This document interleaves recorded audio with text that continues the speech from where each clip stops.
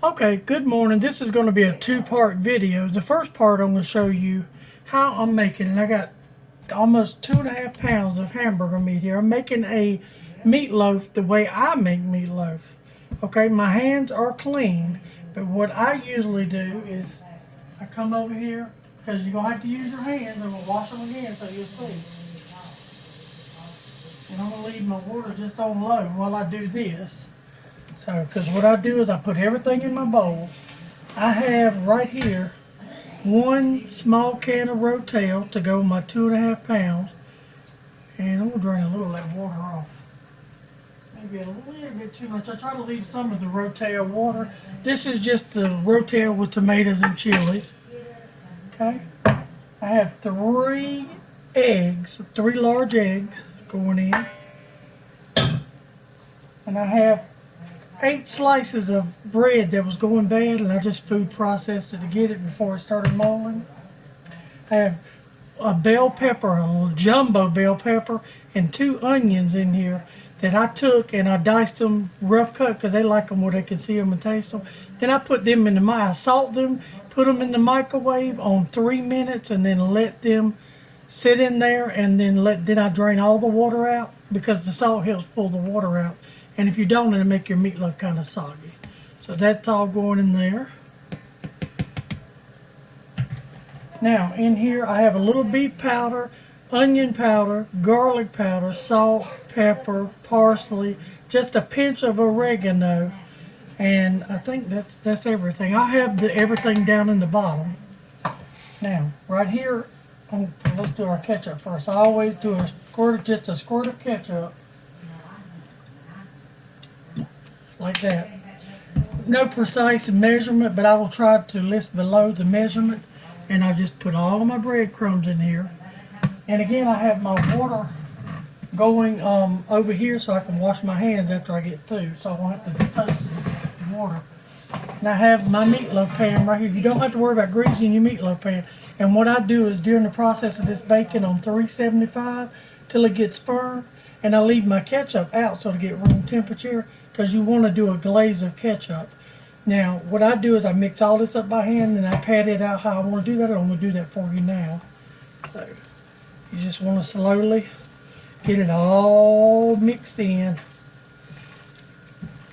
Now, you can make meatloaves 100 different ways. This is just the way I make mine.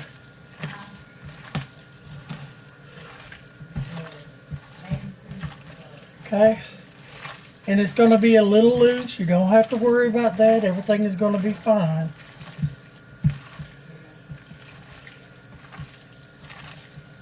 And during the course of it cooking, like I say, I take it out and I strain my oils off till it gets good and firm. As you can see, we're about to the consistency I want it to be.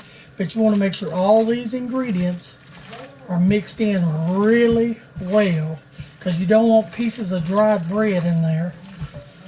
And the bread I used was just some, I think it was Kroger sourdough bread that had got crusty, and I was going to give it to the chickens, but Mama and them wanted meatloaf today, so. And this ends up probably being a 3.5 pound meatloaf. Now, I'm going to pull this around here so you can see me stuff it.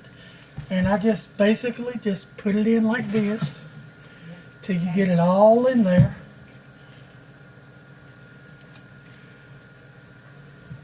And you want this to bake till it's got a crusty edge and sides. Okay. Now I'm going to push this to the side. And I'm going to take and shape it. Just push it down. See, and this, I knew what this meatloaf pan that I bought, I know how much it usually holds. So, and I usually sit this on a cookie sheet just in case it boils over, because this is 80/20 I'm using. So you just want to make sure this is packed good down in there, because whenever you get it out, if you take and run a knife around it, you can pull it out. It doesn't always work that way. Now, I've had them stick and be ugly, and they just had to dish it out, but that's life. That's all part of life. Sometimes things work out, and sometimes it doesn't. Let me wash my hands right quick.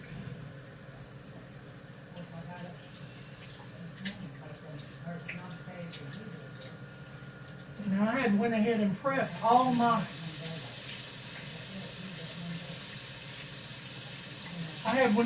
all my ingredients before I got on the video. Just for the simple fact is, I wanted to make the video go as fast as possible, and this would be part one. And with mine, I'm cooking potatoes, and I've already diced my potatoes and got them in water. And I'll probably do green beans or some kind of green vegetable or something with it. And they'll eat bread.